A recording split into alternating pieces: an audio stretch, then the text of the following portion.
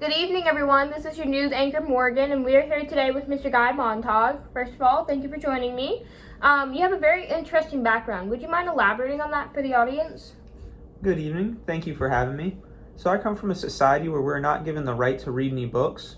If we're caught with any books in our possession, the firemen would burn our houses down, and unfortunately I had to work as a fireman in that society.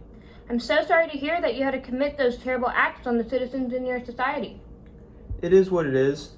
During my time as a fireman, I retrieved several books from the homes prior to burning and stashed them at my house.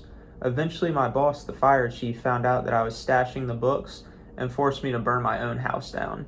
After watching my house burn to rubble, I got into an altercation with my boss, which led to me killing him.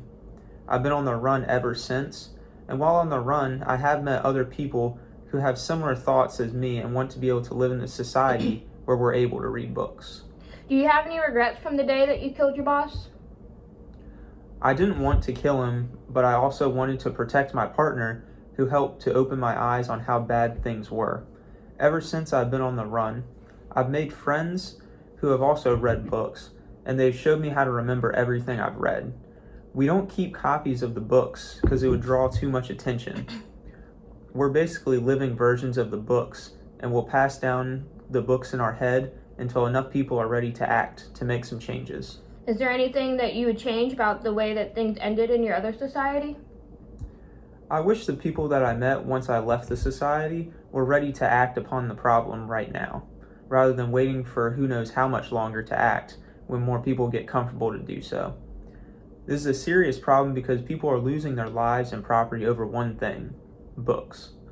People do not have enough knowledge to form an opinion on anything, thus why they have not rebelled against the government yet.